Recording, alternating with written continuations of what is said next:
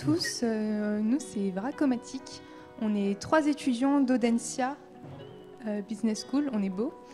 Moi c'est Emma. Moi c'est Marco, et ici on a notre 3e mousquetaire qui s'appelle Marine.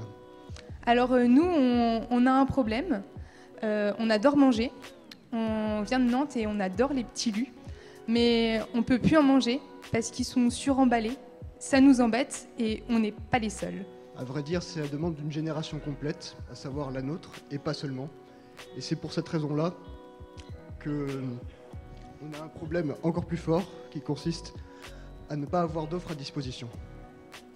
Alors, pour combiner la demande de produits locaux et sans emballage, on a décidé de proposer une offre avec une machine que tout le monde connaît, que vous avez déjà utilisée dans votre vie, c'est le distributeur automatique.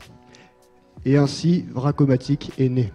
Il s'agit d'un distributeur de produits locaux, sans emballage, qui proposera, entre autres choses, des noix de noisettes, qui proposera des petits biscuits et des friandises locales.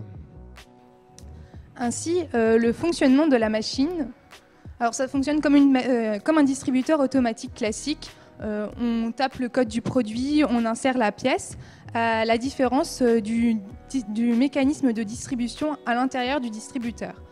On est parti sur le principe d'une sorte de tapis roulant sur lequel des portions de 50 grammes de noisettes, par exemple, sont disposées.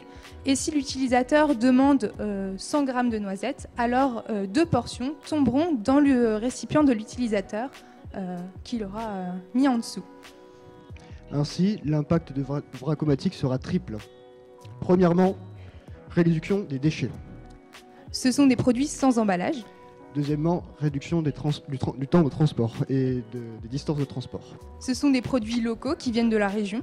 Et pour terminer, meilleure alimentation. Les produits sont généralement plus sains que ceux proposés dans les distributeurs automatiques traditionnels. C'est pour cette raison que le défi proposé par Vinci a été une aubaine qui nous sera de grande aide et qu'on souhaite remercier Vinci pour cela. En effet, nos prochaines étapes, quelles sont-elles ? Dans les prochaines semaines, c'est le prototypage. En fait, on a besoin d'acheter des produits pour pouvoir les vendre aux étudiants de notre école à côté du distributeur et pour être sûr de savoir quels produits les intéressent et à quel prix ils sont prêts à les acheter.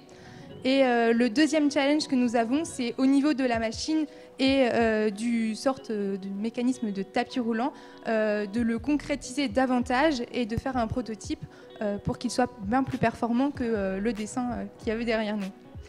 Vracomatique, c'est vrai, simple et éthique. Merci beaucoup à vous.